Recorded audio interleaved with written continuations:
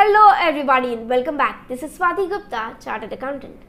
हम BCom second year के income tax exam की तैयारी कर रहे हैं। इस वीडियो लेक्चर में 2 थ्योरी क्वेश्चंस को इंक्लूड किया है जो कि आपकी क्लबिंग, सेट ऑफ और कैरी फॉरवर्ड से रिलेटेड है। ओके, हम कोशिश करेंगे इसका कॉन्सेप्ट समझने की। इसके बाद में जो भी इंपॉर्टेंट पॉइंट्स आपको लिखने ज़रूरी हैं उनको भी समझेंगे, याद करने की कोशिश करेंगे। अगर आप लास्ट मिनट प्रिपरेशन कर रहे हो और आपके एग्जाम्स बस कल परसों ही हैं और आने ही वाले हैं, ठीक है, और आपकी प्रिपरेशन नहीं हो रखी, तो ये लास्ट मिनट प्रिपरेशन के लिए बहुत ही सही वीडियो है, बहुत ही हेल्पफुल होगा। अगर आप वीडियो देखते हो तो आपको ज़रूर से एग्ज़ाम में बेनिफिट मिलेगा। इसके अलावा कुछ और वीडियोस भी डाले गए हैं सेम एग्ज़ाम के लिए। अगर आप उसका बेनिफिट लेना चाहते हो तो पूरी की पूरी प्लेलिस्ट ज़रूर से वॉच करना। Okay, I think we are good to start. Let's begin.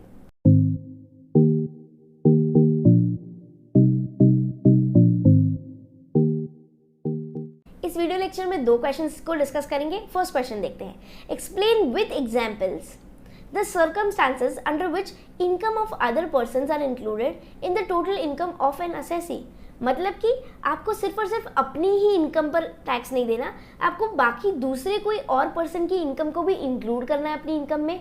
जब ITR भरोगे तो क्या करना है, दूसरे की इनकम को भी इंक्लूड करना है, उसके बाद में टैक्स भरना है, उसके बाद में ITR फाइल करनी है।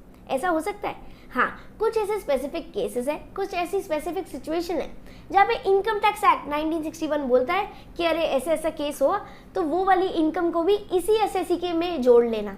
ओके, या फिर आपको क्वेश्चन पूछे an assessee is not only liable in respect of his own income for tax purposes but his liability may extend to some other incomes also. मतलब वो सिर्फ और सिर्फ अपनी इनकम टैक्स भरने के लिए जिम्मेदार नहीं है, उसकी लाइबिलिटी दूसरी कोई और इनकम के लिए भी हो सकती है। क्या ऐसा ट्रू है? अगर ट्रू है तो बताओ कैसे, ठीक है, कमेंट करो। हम बोल रहे हैं हाँ, क्योंकि हमें तो पता है क्लबिंग ऑफ इनकम एक वर्ड होता है। अब वही सीखेंगे क्या होता है। ओके, एज पर सेक्शन 60 से 65 ये जो क्लबिंग ऑफ इनकम जो हम बात करने वाले हैं वो किस में कवर होता है? 60 से 65 के बीच में कवर होता है। किसका, कौन सा सेक्शन है ये? 1961 इनकम टैक्स एक्ट 1961 के सेक्शन नंबर 60 से 65 के बीच में ये कवर होगा। ओके, देखते हैं क्या है। Income of other person shall be included, ये वर्ड इंपॉर्टेंट है। क्या कर रहे हैं? इंक्लूड कर रहे हैं in the assessee's total income. Such inclusion of others income in the assessee's income is known as clubbing. इसको क्या बोलते हैं? Clubbing of income. क्लब करना मतलब जोड़ देना, क्लब करना मतलब जोड़ना, साथ में करना, इकट्ठा करना। तो हम क्या बोल रहे हैं, ये inclusion of others income into assessee's income is known as clubbing of income, CLUBING, clubbing of income.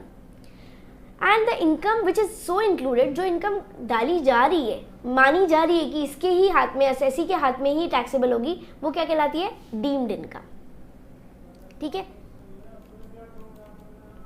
देखो मिस्टर ए अगर कुछ कमाता है, फॉर एग्जाम्पल इसकी एक सैलरी की इनकम है, सैलरी ₹10 लाख, एक बार मान लेते हैं। तो क्वेश्चन बोल रहा है क्या सिर्फ और सिर्फ ये अपने 10 लाख के लिए लाइबल है? हम बोल रहे नहीं, कुछ ऐसे केसेस होते हैं जहां पर ये किसी और अदर पर्सन की इनकम के लिए भी लाइबल हो जाएगा। और वो इनकम क्या करी जाएगी? वो इनकम है ना, ये वाली इनकम भी क्या करी जाएगी? इंक्लूड की जाएगी। किसके में इंक्लूड की जाएगी? इंक्लूड करी जाएगी, included in mister as income. ठीक है, और इसी प्रोसेस को क्या बोलते हैं? Clubbing of income. इस प्रोसेस को क्या बोलते हैं? Clubbing of income. ठीक है, अब फॉर एग्जाम्पल दूसरे पर्सन की इनकम है, एक बार के लिए मान लेते हैं ₹2 लाख, एक बार मान लेते हैं एग्जाम्पल। और ये इनकम अगर क्लब की जाएगी मिस्टर ए के हाथ में, तो इस इनकम को बोला जाएगा, क्या बोला जाएगा? Deemed income. क्या बोला जाएगा? Deemed income. अगर कोई और पर्सन की इनकम इंक्लूड होती है इसी असेसी के हाथ में, तो इस प्रोसेस को बोला जाता है क्लबिंग ऑफ इनकम। जो इनकम क्लब हो रही है वो कहलाती है डीम्ड इनकम। ठीक है, यही चीज पढ़ी है अपन ने। 60 से 65 में होता है, इसको इंक्लूड किया जाता है असेसी के टोटल इनकम में, बोला जाता है क्लबिंग ऑफ इनकम। और जो इनकम इंक्लूड हो रही है, income which is so included is known as deemed income. Okay, following are the circumstances. अब ऐसा कब कब होता है ये देखते हैं। फर्स्ट है, ऐसे 10 पॉइंट्स है, आपको याद भी करने होंगे साथ साथ। फर्स्ट हो रहा है transfer of income without transfer of asset. मतलब कि फॉर एग्जाम्पल क्या बोलते हैं यहाँ पे, एक एग्जाम्पल देखो। For example mister Ram who owns a house and gets a rent of ₹15,000 per month declares that though the rent shall belong to his friend Sham, but the house shall remain his own property. In this case, for computing the total income of Ram, the rental income shall be included in the income of Ram only because there is only transfer of income and not transfer of asset. क्या बोल रहे हैं कि ये जो राम के पास house है, ठीक है, इसने बोला मेरी जो इनकम आ रही है ना इससे रिलेटेड, वो मेरे हाथ में क्लब मत करो, वो मेरे फ्रेंड शाम के हाथ में क्लब कर दो। आ रही है बात समझ? तो क्या बोल रहे हैं यहाँ पे, इनकम को ट्रांसफर किया जा रहा है, सिर्फ और सिर्फ इनकम को ट्रांसफर किया जा रहा है, असेट को ट्रांसफर नहीं हो रहा है। इसका मतलब आप इनकम टैक्स को पागल बना रहे हो। क्या बोलते हैं, ऐसा कब होता है, फॉर एग्जाम्पल राम की है ना 20 लाख की इनकम है, ऑलरेडी बहुत ज़्यादा टैक्स लग रहा है, अगर उसको रेंट की और इनकम आ जाएगी तो और ज़्यादा टैक्सेस लग जाएंगे। यहीं पर फॉर एग्जाम्पल उसके पास कोई फ्रेंड है, कोई वाइफ है, कोई भी जना है, ठीक है, जिसके पास इतनी इनकम नहीं होती, ठीक है, टैक्सेबल लिमिट्स के, बेसिक एग्जम्पशन लिमिट के बिलो ही होती है, तो हम क्या करते हैं, उसकी तरफ डाइवर्ट कर देते हैं, उसको बोलते हैं यार हमको बाद में दे देना। इससे क्या होता है, आपका टैक्स बच गया, आपको इनकम भी मिल गई। आ रही है बात समझ? तो यहाँ पर अगर आप ऐसा कर रहे हो कि ट्रांसफर ऑफ इनकम कर रहे हो विदाउट ट्रांसफर ऑफ असेट, इसका मतलब आप इनकम टैक्स को पागल बनाना चाह रहे हो, आप अवॉइड करना चाह रहे हो अपनी टैक्स लायबिलिटी, आप लोअर करना चाह रहे हो अपनी टैक्स लायबिलिटी। अगर ऐसा कोई अरेंजमेंट करते हो तो इनकम टैक्स ने रूल बना रखा है, क्या बोल रखा है, अगर ट्रांसफर किया इनकम को विदाउट ट्रांसफर ऑफ असेट तो वो इनकम भी इंक्लूड कर ली जाएगी, किसके हाथ में, उसी असेसी के हाथ में। आ रही है बात समझ? पक्का? देखो, if person transfers to another person his income from an asset without transferring the ownership, तो क्या होगा, such income shall be chargeable to tax as the income of the transferer। जो ट्रांसफर किया है ना जिसने इनकम, उसी के हाथ में, जो ओनर है उसी के हाथ में मानी जाएगी। एग्जाम्पल अभी आपको समझ आया? एक और एग्जाम्पल देखते हैं कि यहाँ पे मिस्टर राम है, ठीक है, ये क्या है, ओनर ऑफ हाउस है, ओनर है, ओनर ऑफ प्रॉपर्टी है, ठीक है। अब इसको रुपए कितना है, ₹15,000 पर मंथ का इनकम आ रही है, तो इसने क्या किया, खुद के हाथ में ना लेकर इसने बोला कि माय फ्रेंड का नाम क्या है, दूसरा असेसी शाम, ये रिसीव करेगा, ठीक है। क्या रिसीव करेगा, ओनर तो राम है और इनकम कौन रिसीव कर रहा है, इनकम शाम रिसीव कर रहा है। तो यहाँ पे बोला ये इनकम डाइवर्ट हो रही है विदाउट ट्रांसफर ऑफ असेट। अगर ये इनकम डाइवर्ट हो रही है विदाउट ट्रांसफर ऑफ असेट तो ये क्लब हो जाएगी किसके हाथ में, मिस्टर राम के हाथ में ही क्लब हो जाएगी। आ रही है बात समझ? नेक्स्ट देखो, रिवोकेबल ट्रांसफर। रिवोकेबल ट्रांसफर मतलब अगर आपने असेट को ट्रांसफर कर भी दिया पर री ट्रांसफर की कंडीशंस डाल दी तो क्या कहलाएगा, वो रिवोकेबल ट्रांसफर। अगर री ट्रांसफर की कंडीशन डाल दी मतलब आपने सही से ट्रांसफर किया है और उसमें कंडीशन डाल दी कि यार ऐसा ऐसा होने पे ये मेरे को वापस से ट्रांसफर कर देगा, तो हम क्या बोल रहे हैं, ये रिवोकेबल ट्रांसफर। अगर रिवोकेबल ट्रांसफर है तो भी हम क्या मानेंगे कि ऑलमोस्ट ना के बराबर ये ट्रांसफर है, सिर्फ और सिर्फ इनकम ही ट्रांसफर हो रही है, तो ट्रीटमेंट क्या करेंगे, एकदम ऊपर वाले पॉइंट जैसा, ठीक है। यहाँ पे देखो, result of revocable transfer of asset shall be deemed to be income of the transferor and shall be included in the total income. अब कब कब माना जाता है, जब फर्स्टली डीम्ड कब माना जाता है कि ये रिवोकेबल है, अगर री ट्रांसफर की कंडीशन है, डायरेक्टली या इनडायरेक्टली री ट्रांसफर की अगर कंडीशन है ट्रांसफर के वक्त, इसका मतलब ट्रांसफर ऑलमोस्ट हुआ ही नहीं है, ये ट्रांसफर सिर्फ और सिर्फ बनाने के लिए, दिखाने के लिए किया जा रहा है। इसका मतलब ये ओरिजिनल ट्रांसफर नहीं है, ओरिजिनल ट्रांसफर नहीं है, इसका मतलब क्या करेंगे, इसका मतलब क्या करेंगे कि ये ट्रांसफर ऑफ इनकम हो रहा है ऑलमोस्ट विदाउट ट्रांसफर या फिर विद रिवोकेबल ट्रांसफर, तो क्या करेंगे, क्लबिंग कर देंगे indirectly of the whole or any part of the income or asset to the transferor। Second, अगर रीअज्यूम करता है, जो ट्रांसफर कर दिया फिर भी डायरेक्टली इनडायरेक्टली पूरी की पूरी पावर रखता है उस असेट को, उस प्रॉपर्टी को के डिसीजंस लेने के लिए, उस प्रॉपर्टी और को यूज़ करने के लिए। अगर सारे डिसीजंस लेना, यूज़ करना, अगर सब कुछ ट्रांसफरर के हाथ में ही है, मतलब ट्रांसफर तो सिर्फ पेपर ट्रांसफर हुआ है, असली में ट्रांसफर हुआ ही नहीं है एक तरीके से। आई बात समझ? तो अगर री ट्रांसफर का क्लॉज है तो हम रिवोकेबल ट्रांसफर मानते हैं।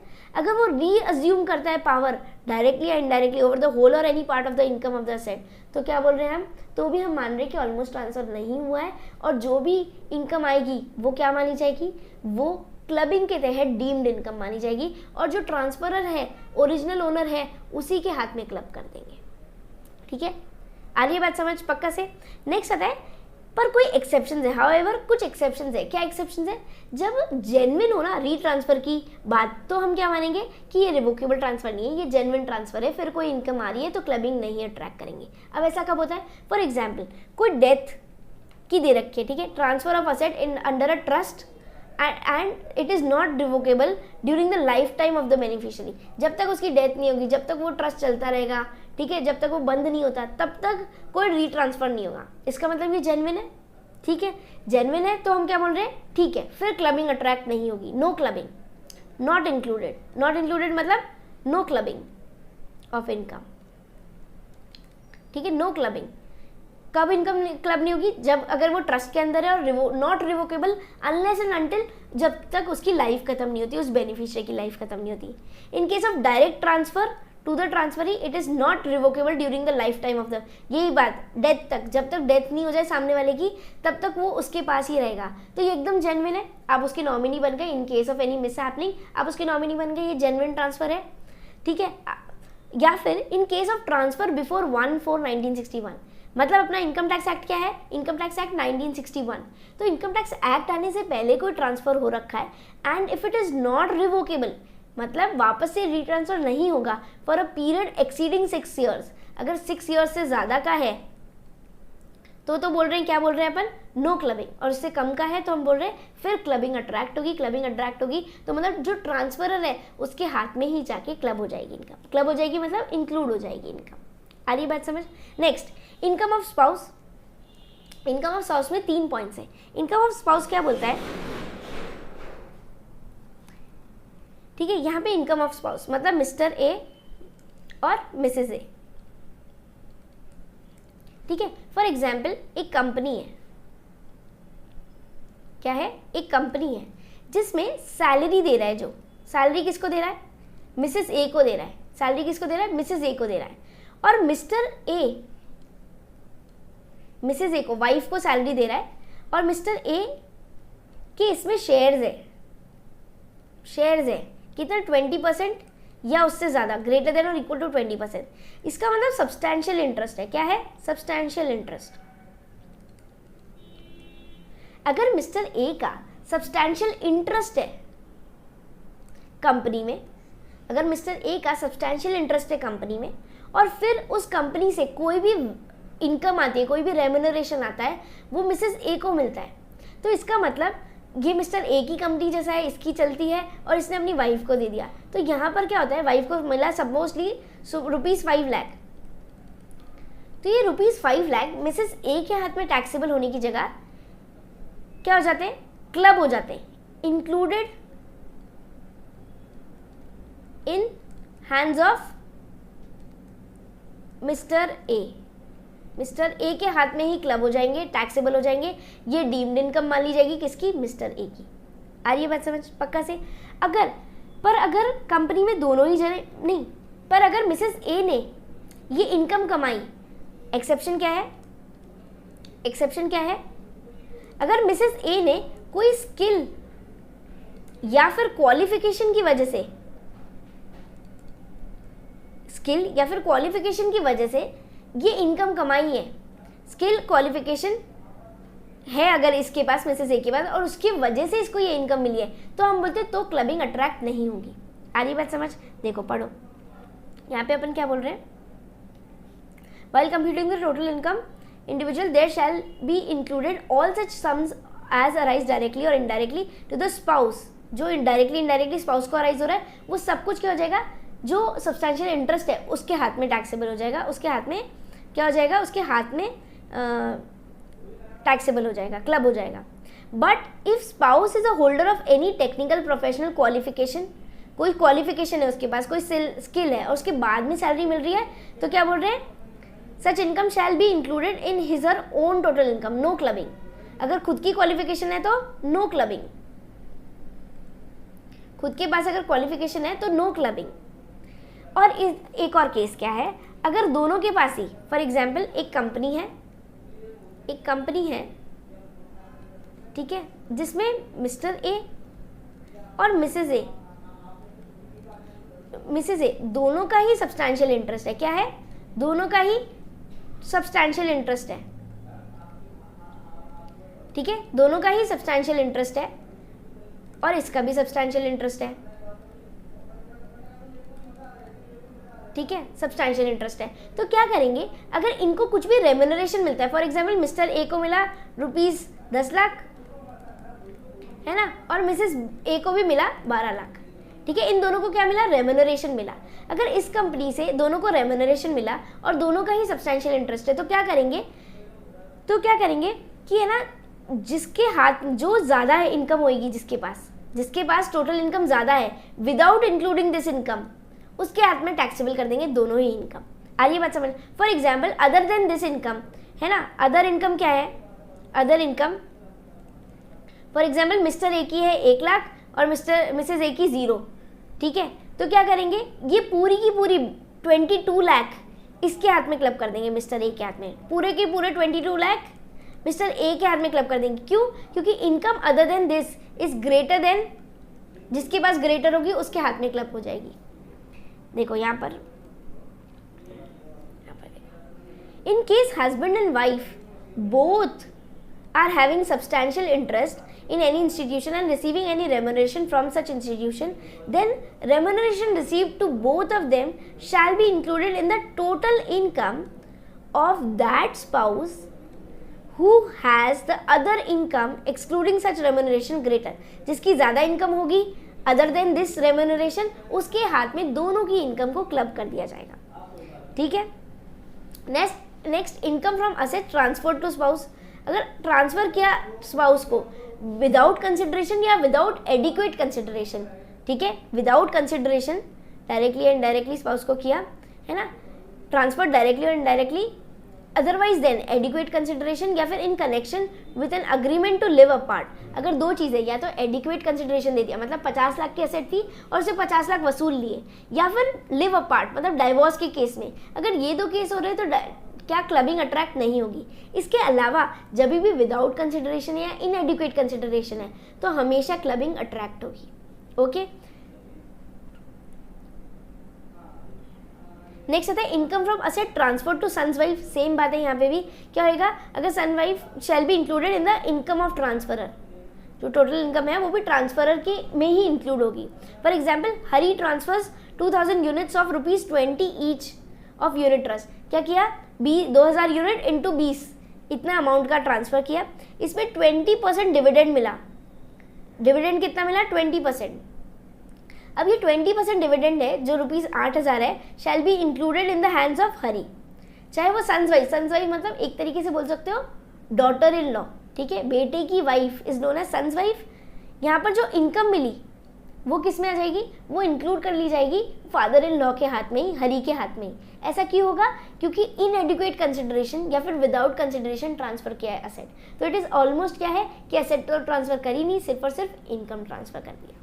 ठीक है, next transfer of asset to other person. Transfer of asset to other person और association of person for the benefit of spouse. क्या बोल रहे हैं?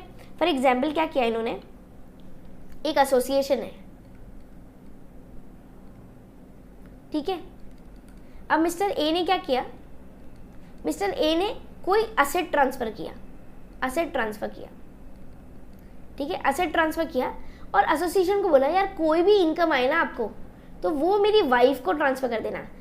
जो भी इनकम आती थी वो क्या करते थे, मिसेस ए को ट्रांसफर कर देते थे। ठीक है, तो एक तरीके से ये डायरेक्टली ट्रांसफर नहीं करने की जगह क्या कर रहा है, एक एसोसिएशन को बीच में लेके आ रहा है और उससे इनकम ट्रांसफर करवा रहा है। तो बोल रहे हैं ये जो इनकम है ना, फॉर एग्जांपल इनकम है 2 लाख की, तो ये 2 लाख की डीम्ड इनकम मान ली जाएगी और ये टैक्सेबल हो जाएगी किसके हाथ में, मिस्टर ए के हाथ में। देखो पढ़ो, if an individual transfer asset without adequate consideration to some other person और association of person for immediate और डेफर्ड बेनिफिट, हाथों हाथ जो इनकम आ रही है वो ट्रांसफर कर दो या बाद में कर देना एक साथ में, ऑफ हिज हर स्पाउस, खुद के स्पाउस को, स्पाउस मतलब पार्टनर, हस्बैंड के लिए वाइफ, वाइफ के लिए husband, any income arising from such asset to that person और association of person shall be included in the total income of the transferor to the extent it is reserved by और used by the spouse. जितना हद तक spouse को transfer किया उतना क्या हो जाएगा, उतना मिस्टर ए के हाथ में ही टैक्सेबल हो जाएगा। नेक्स्ट आता है transfer of asset to other person और association of person to the benefit of son's wife. Same बात है, सिर्फ और सिर्फ खुद के स्पाउस की जगह बेटे के स्पाउस के लिए है, सन्स वाइफ। ठीक है, नेक्स्ट आता है माइनर चाइल्ड। माइनर चाइल्ड में क्या है, 2-3 बातें हैं। माइनर चाइल्ड की इनकम खुद से टैक्सेबल नहीं होती। ठीक है, अगर उसने सेम बात लेते हैं, एक और एग्जाम्पल लेते हैं। मिस्टर ए है, ठीक है, इसके पास कोई डॉटर है, डॉटर सन कोई भी, डॉटर सन कोई भी, ठीक है। इसके पास फॉर एग्जाम्पल कोई इनकम है, नहीं कोई एसेट है, एग्जाम्पल मान लो एफडी है, ठीक है।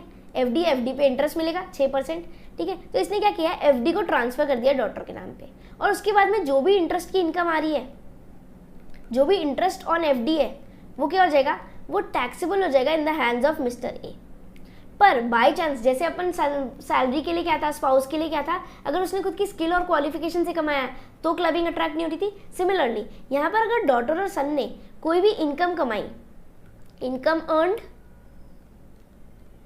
अर्न्ड फ्रॉम टैलेंट या फिर स्किल, तो क्या होगा, तो फिर क्लबिंग अट्रैक्ट नहीं होगी। No clubbing. आ रही है बात समझ? कोई क्लबिंग अट्रैक्ट नहीं होगी अगर आपने क्या कर रखा है, अगर स्किल और क्वालिफिकेशन और टैलेंट से कमाया है। आ रही है बात समझ? नॉर्मली अगर इसकी एसेट है, ये खुद के नाम पे एसेट रखता, कोई भी इंटरेस्ट आता तो इसके हाथ में टैक्सेबल होता। ठीक है, तो इसने बोला है to avoid taxes, to lessen the burden of taxes, इसने क्या किया, ट्रांसफर कर दिया अपने चाइल्ड को।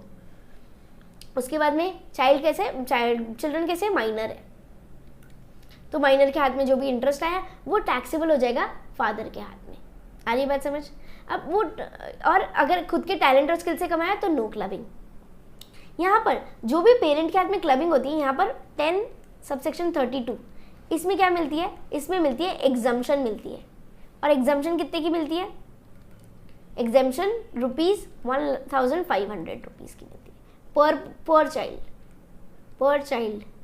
जब भी एग्जम्पशन मिलेगी, जब भी चाइल्ड का क्या करेंगे, क्लबिंग करेंगे, तो उसके लिए कितनी मिलेगी, 1500 रुपये। और फॉर एग्जाम्पल मिस्टर ए और मिसेज ए दोनों ही वर्किंग है, तो क्या करेंगे, जिसकी भी हायर इनकम है, जिसकी भी ग्रेटर इनकम है ना, जिसकी भी ग्रेटर इनकम है उसके हाथ में ये क्लबिंग अट्रैक्ट हो जाएगी। मिसेज ए और मिस्टर ए दोनों के पास सैलरी है, दोनों के पास इनकम है, तो क्या करेंगे, जो ज़्यादा कमा रहा है उसके हाथ में क्लबिंग कर देंगे, और फिर जिसके भी हाथ में क्लबिंग करेंगे उसको 1,500 की डिडक्शन मिलेगी, एग्जम्पशन मिलेगी अंडर सेक्शन 10 सबसेक्शन 32। ठीक है, यहाँ पे ये रीड कर लेना, ये सेम बात है। ठीक है, नेक्स्ट आता है अपने पास income from converted asset. Converted asset मतलब आपने कोई एसेट है वो किसको दे दी, HUF को दे दी। किसको दे दी, HUF मतलब हिंदू अनडिवाइडेड फैमिली। क्या है, फॉर एग्जाम्पल मिस्टर ए है, ये क्या है, मेंबर ऑफ HUF है, मेंबर ऑफ HUF, और यहाँ पे एक HUF है। इसके पास कोई पर्सनल असेट थी, FD थी, लैंड था, बिल्डिंग थी, कुछ भी, कोई भी असेट था, वो उसने असेट ट्रांसफर कर दिया, असेट ट्रांसफर किया। हमेशा यहाँ पे जब भी ट्रांसफर की बात हो रही है, कैसे हो रही है, इनएडिक्वेट कंसिडरेशन, मतलब जितना बनता था उतना कंसिडरेशन नहीं दिया। ठीक है, नहीं लिया, जो भी है, इनएडिक्वेट कंसिडरेशन। असेट ट्रांसफर किया, किसको किया, HUF को किया, विद इनएडिक्वेट कंसिडरेशन, मतलब कंसिडरेशन लिया पर नाम का ले लिया, पूरा का पूरा जितना बनता था उतना नहीं लिया। तो फिर अब इसको, इस असेट से जो भी इनकम आएगी, ठीक है, जो भी इनकम आएगी HUF को, वो क्लब कर देंगे मिस्टर ए के हाथ में। क्या कर देंगे, क्लब कर देंगे। ऐसा क्यों कर रहे हैं कि mister A for example already है ना 20 लाख सैलरी से कमा रहा है, वो ऑलरेडी बहुत अच्छी स्लैब रेट में बहुत ज़्यादा टैक्सेस भरता है, तो अगर ये एक्स्ट्रा इस असेट की भी क्या ले लेता है, इनकम ले लेता है, तो क्या हो जाएगा, तो ये इनकम बहुत ज़्यादा टैक्स भर जाएगा, और ज़्यादा इनकम बढ़ जाएगी, और ज़्यादा टैक्स बढ़ जाएगा।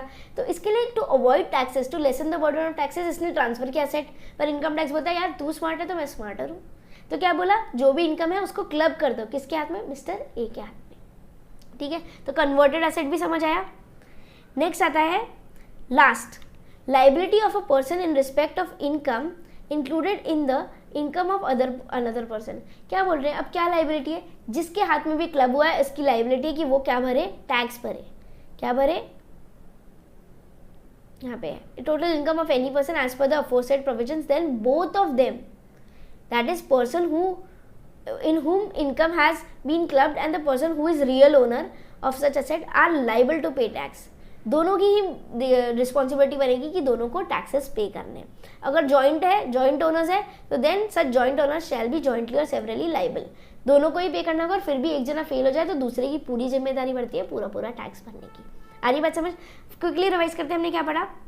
हमने बोला क्लबिंग मतलब क्या आप अपनी इनकम के लिए लाइबल हो, क्या दूसरे की इनकम के लिए नहीं हो? तो अपने बोला नहीं, ऐसे कुछ सर्कमस्टांसेस होते हैं जहाँ पर क्लबिंग ऑफ इनकम होता है. क्लबिंग ऑफ इनकम क्या होता है? 60 से 65 सेक्शन होता है ऑफ इनकम टैक्स एक्ट 1961. यहाँ पर इंक्लूड की जाती है इनकम. इस जो इनकम इंक्लूड कर रहे हैं उसको डीम्ड इनकम बोलते हैं. फर्स्ट केस आता है transfer of income without transfer of asset. Second बात आती है ट्रांसफर ऑफ रिवोकेबल ट्रांसफर. तीसरी बात आती है ट्रांसफर कर रहे हैं, इनकम कर रहे हैं, किसको? स्पाउस को मिल रही है और वहाँ पर मिल रही है जहाँ पर जो असेसी है उसका सब्सटैंशियल इंटरेस्ट है. तीसरी बात income from asset transfer to spouse. फिर income from asset transfer to sons wife. दोनों क्लॉज सेम है. नेक्स्ट भी सेम है, 7th और 8th भी सेम है. ठीक है, नहीं 6th और 7th भी सेम है. Transfer of asset to other person और association of person for the benefit of spouse. मतलब आपको समझाया था कि एक एसोसिएशन को ट्रांसफर कर दिया और उससे जो भी इनकम आए मेरी वाइफ को पहुंचा देना. Next transfer of asset to other person और association for the benefit of son's wife. 6 और 7 सेम है, एक स्पाउस के लिए, एक सन्स वाइफ के लिए. माइनर चाइल्ड का आपको समझा ही दिया कि हमेशा क्या होता है? क्लबिंग होती है. अगर खुद के टैलेंट और स्किल से कमाया तो नहीं होती है क्लबिंग. और जिसके हाथ में भी क्लबिंग होती है उसको क्या मिलता है? 1,500 का एग्जम्पशन मिलता है. लास्ट कन्वर्टेड एसेट था, HUF को दे दी, जो भी इनकम आई वो HUF फिर से जो ट्रांसफरर है उसके हाथ में टैक्सेबल हो जाएगी. और लास्ट जिसके हाथ में भी ये क्लबिंग हो रही है उसको क्या करना पड़ेगा? दोनों ही जने क्या होंगे? लाइबल होंगे टैक्स भरने के लिए. और जॉइंट ओनर्स है तो जॉइंटली और सेवरली दोनों तरीके से लाइबल होंगे. ठीक है, नेक्स्ट क्वेश्चन देखते हैं. नेक्स्ट क्वेश्चन क्या बोलता है? The loss under one head of income can be set off against income under other head of the same assessment year. ठीक है, क्या बोल रहा है? ये सेट ऑफ की बात कर रहा है. इसके अलावा राइट अ शॉर्ट ऐसे ऑन कैरी फॉरवर्ड और सेट ऑफ.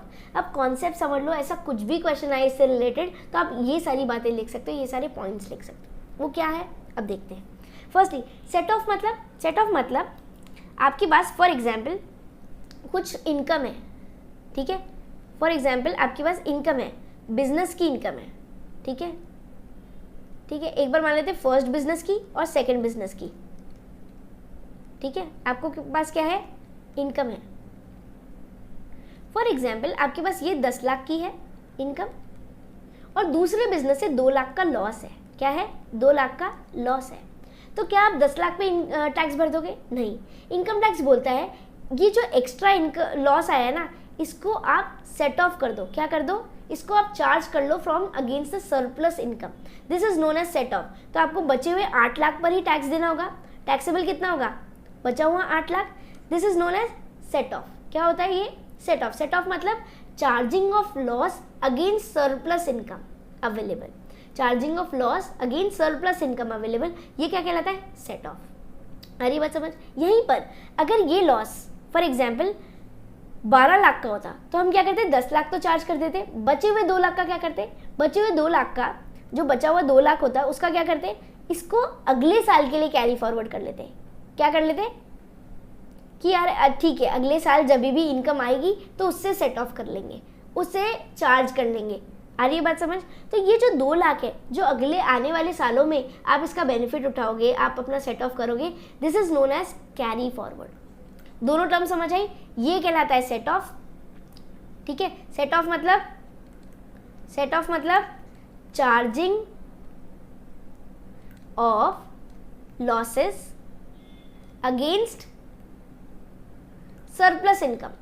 अगर कोई सरप्लस इनकम बची हुई है आपके पास, ठीक है, उसको अगर आप दिखाते हो, उसको अगर आप बताते हो तो वो क्या कहलाएगा?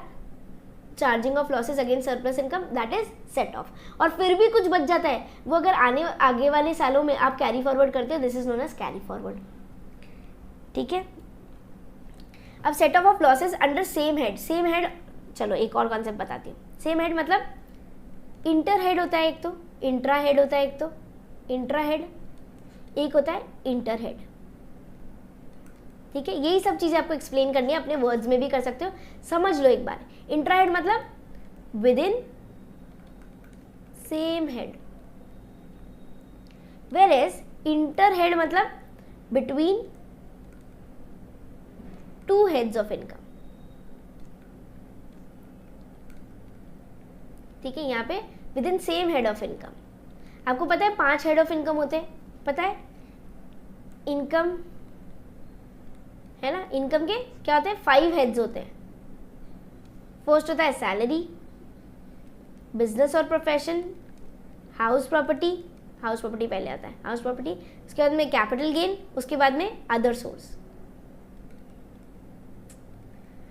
जो इन सबसे वैल्यू आती है, जो इन सबसे वैल्यू आती है, this is known as GTI।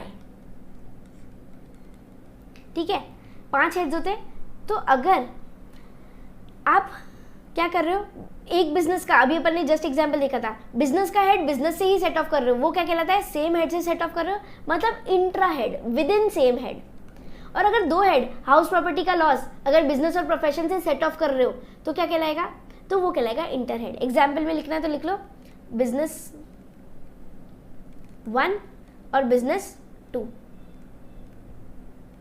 ठीक है, यहाँ पे 10 लाख की इनकम है और यहाँ पे 2 लाख का लॉस है। ठीक है, तो अगर इसे सेट ऑफ किया जाए, ये क्या कहलाएगा, intra, intra set of, intra head set of. और जबकि अगर आपके पास बिजनेस की इनकम है ना, बिजनेस की इनकम मान लो, ठीक है, कितनी, 10 लाख, और हाउस प्रॉपर्टी का लॉस है, हाउस प्रॉपर्टी का लॉस है फॉर एग्जांपल 2 लाख, 2 लाख नहीं 3 लाख मान लो, सेम फिगर से 3 लाख। ठीक है, तो ये जो सेट ऑफ है, this is known as inter head. क्या है, this is known as inter head set off. I hope I am clear. कोई भी डाउट हो तो पक्का से पूछना। देखो यहाँ पे यही सब बातें बता रखी है।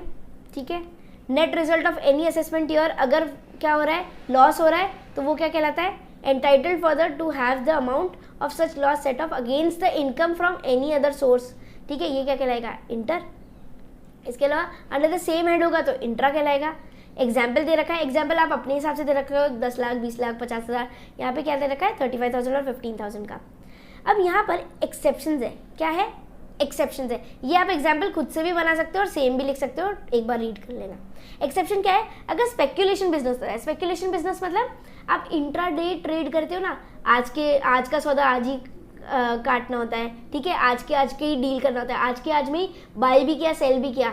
अगर विद इन डे हो रहा है तो वो कहलाता है इंट्रा डे। अगर ऐसी चीज़ कर रहे हो तो आपका ज़रा भी मोटिव नहीं होता कि आप उसकी डिलीवरी ले लो, जो इक्विटी शेयर्स आपने खरीद लिए उसकी आप डिलीवरी ले लो, आप अपने पास रख लो, नहीं होता। जबकि लॉन्ग टर्म इन्वेस्टर्स क्या करते हैं, वो बाय करके रख लेते हैं, 6 महीना, साल भर, 1 साल, 2 साल वेट करते हैं, जब ऊपर जाता है तो सेल कर देते हैं, ऐसा करते हैं, होल्ड करते हैं। उनका मोटिव क्या होता है, डिलीवरी लेना, होल्ड करना। जबकि इनका क्या होता है, विद इन डे सिर्फ और सिर्फ जो प्रॉफिट मार्जिन का बढ़ा हुआ मिल रहा है उसका बेनिफिट उठा ले। आ रही है बात समझ। तो सिर्फ और सिर्फ अगर आपको स्पेकुलेशन बिजनेस है, मतलब आपको सिर्फ और सिर्फ बेनिफिट उठाना है प्रॉफिट मार्जिन का, this is known as speculation. तो ये स्पेकुलेशन बिजनेस का लॉस सिर्फ और सिर्फ स्पेकुलेशन बिजनेस के प्रॉफिट से ही सेट ऑफ हो सकता है, ओनली अगेंस्ट स्पेकुलेशन बिजनेस के प्रॉफिट से। इसके अलावा अगर loss from activity from owning and maintaining horse race है तो इसका भी क्या है, सिर्फ और सिर्फ ये हॉर्स रेस वाले प्रॉफिट से ही सेट ऑफ हो सकता है। थर्ड चीज़ क्या है, अगर एग्जम्प्ट सोर्स ऑफ इनकम है, मतलब एग्रीकल्चर इनकम है, वो उसमें टैक्स ही नहीं लगता तो उसका सेट ऑफ भी नहीं मिलता। क्या बोल रहे हैं, उसका लॉस का सेट ऑफ भी नहीं मिलता। 3 बातें पढ़ी। स्पेकुलेशन बिजनेस का लॉस किससे सेट ऑफ हो सकता है, सिर्फ और सिर्फ स्पेकुलेशन बिजनेस के प्रॉफिट से। हॉर्स रेस का जो लॉसेज है वो सिर्फ और सिर्फ हॉर्स रेस के प्रॉफिट से ही हो सकते हैं, ओनिंग एंड मेंटेनिंग वाले से। और इसके अलावा लॉस फ्रॉम एग्जम्प्टेड क्या होगा, सेट ऑफ किससे होगा, नहीं होगा, वो उसका लॉस का सेट ऑफ नहीं मिलता अगर वो एग्जम्प्टेड इनकम है तो, एग्जम्प्टेड लॉस है तो। ठीक है, set off against income from other heads क्या हो गया, ये इंटर। ठीक है, इंटर क्या बोल रहे हैं, अगर लॉस है, एक तो सैलरी में कभी भी लॉस नहीं होता, एक क्या है स्टार पॉइंट कि सैलरी में कभी भी लॉस नहीं होता। इसके अलावा बिजनेस का लॉस सैलरी से कभी भी सेट ऑफ नहीं हो सकता। इसके अलावा तीसरी बात, जो शॉर्ट टर्म गेन है ना, वो शॉर्ट टर्म गेन से भी, शॉर्ट टर्म लॉस है जो शॉर्ट टर्म गेन से भी हो सकता है और शॉर्ट टर्म लॉन्ग टर्म से भी हो सकता है, पर लॉन्ग टर्म कभी भी शॉर्ट टर्म से सेट ऑफ नहीं हो सकता। ठीक है, यहाँ पे पढ़ो, लॉस फ्रॉम स्पेक्यूलेशन नहीं हो सकता, सिर्फ और सिर्फ अपने आप से ही होगा। इसके अलावा लॉस फ्रॉम हॉर्सेज वाला ये भी नहीं होगा। फिर other head, losses under the head capital gain will not be allowed to set off from any other head, capital gain को किसी और हेड से करने नहीं मिलेगा, ठीक है, set off. Loss on account of unrealised rent in case of house property but it can be carried forward and set off against income from house property, ये भी सिर्फ हाउस प्रॉपर्टी के अंडर ही होगा। No losses can be set off against billing from lottery, crossword puzzle, मतलब casual income से भी कोई सेट ऑफ नहीं होता, no set off. Casual income मतलब कोई भी लॉटरी वॉटरी खेल के, पासवर्ड पजल, कोई गेम खेल के मिला। और कैरी फॉरवर्ड क्या होता है, सारे लॉसेस 8 साल के लिए कैरी फॉरवर्ड होते हैं। अनएब्जॉर्ब्ड डेप्रिसिएशन 4 साल के लिए कैरी फॉरवर्ड होता है। स्पेक्यूलेशन लॉस और इसके अलावा loss from owning and maintaining horse race वाले, वो भी क्या होता है, 4 साल के लिए कैरी फॉरवर्ड होता है। आ रही है बात समझ पक्का से, है ना। कैरी फॉरवर्ड क्या बोल रहा है, नॉन स्पेक्यूलेशन बिजनेस का क्या हिस्सा रहता है, because of insufficiency of income other heads such income loss can be carried forward and set off against the income of any other business or profession only which can assessee is assessment year, ठीक है, खुद के year में ही हो सकता है। इसके अलावा अगर कैरीड फॉरवर्ड लॉस होता है तो वो दूसरे हेड के पास नहीं जाता। 8 सक्सीडिंग ईयर्स, क्लियर है, कैरी फॉरवर्ड कब तक होगा, 8 सक्सीडिंग ईयर्स। जबकि स्पेक्यूलेशन लॉस का क्या होता है, स्पेक्यूलेशन बिजनेस का क्या होता है, सिर्फ और सिर्फ 4 साल के लिए चलता है, सिर्फ और सिर्फ। कैरी फॉरवर्ड कब के लिए होता है, continue assessment year in the which set off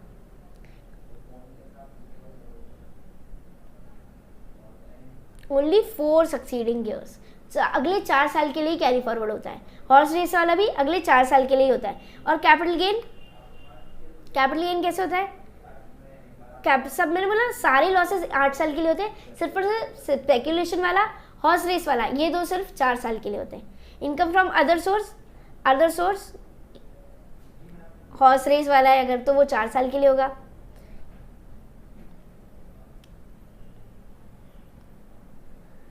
ठीक है, हॉर्स रेस वाला 4 इयर्स के लिए होगा। लॉसेस ऑफ फर्म कब के लिए होता है, ये भी 8 साल के लिए होता है। ठीक है, ये 70 और 70A में हो जाता है। Losses of carry forward and set off losses in case of certain companies, अगर कंपनीज का केस है तो क्या बोलते हैं, in case of closely held companies no loss incurred in previous year shall be carried forward and set off against the income of the subsequent previous year unless at least 51% of share holding. मतलब जब merger acquisition हो रहा है, amalgamation हो रहा है, इस case में अगर उसके पास 51 शेयर्स की होल्डिंग है तो वो आगे कैरी फॉरवर्ड कर सकता है आगे लॉसेस, वरना अपने लॉसेस कैरी फॉरवर्ड नहीं कर सकता, वो लॉसेस लैप्स हो जाएंगे। ठीक है, by the same shareholder shall be held at least 51% of the shares on the last day of the year in which the loss was incurred। मतलब 51% शेयर होल्डिंग सेम होनी चाहिए वो मर्जर एक्विजिशन और amalgamation में। अगर सिर्फ 49% holding change हुई है, इधर उधर हुई है, बेचा खरीदा गया है तो ठीक है। अगर उससे ज़्यादा चीज़ें चेंज हुई है शेयर्स में, होल्डिंग में, अगर प्रीवियस ओनर 51% वाले चेंज हो गए तो क्या माना जाएगा, तो ये लॉसेस कैरी फॉरवर्ड नहीं होंगे, क्या हो जाएंगे, लैप्स हो जाएंगे। फटाक से क्विकली रिव्यू करते हैं, हमने क्या पढ़ा। सेट ऑफ कैरी फॉरवर्ड क्या होता है, सेट ऑफ होता है कि charging of losses from surplus income, है ना, फ्रॉम सरप्लस इनकम। और कैरी फॉरवर्ड क्या होता है, बच गया लॉस फिर भी तो हम आगे आने वाले असेसमेंट ईयर्स में कैरी फॉरवर्ड कर देते हैं। सारे लॉसेस क्या होते हैं, 8 साल तक कैरी फॉरवर्ड होते हैं, पर स्पेक्यूलेशन लॉस और हॉर्स रेस का लॉस क्या होता है, सिर्फ और सिर्फ 4 साल ही कैरी फॉरवर्ड होता है। ठीक है, इसके अलावा सैलरी में कभी भी लॉस नहीं होता, बिजनेस का लॉस कभी भी सैलरी से सेट ऑफ नहीं होता। इसके अलावा कैपिटल गेन का लॉस कैपिटल गेन के अलावा किसी से भी सेट ऑफ नहीं होता। आ रही बात समझ पक्का से। I hope this is helpful for you, आपको आया होगा समझ। ठीक है, इन case of any doubt please बताना मुझे, और लास्ट मिनट में अगर फिर भी कुछ नहीं पढ़ा है तो प्लीज़ ये वीडियो देख लो, ये क्वेश्चन को याद करना। ठीक है, आपको ज़रूर से बेनिफिट मिलेगा। मिलते हैं अपने अगले वीडियो में, till then take care, be safe, stay tuned.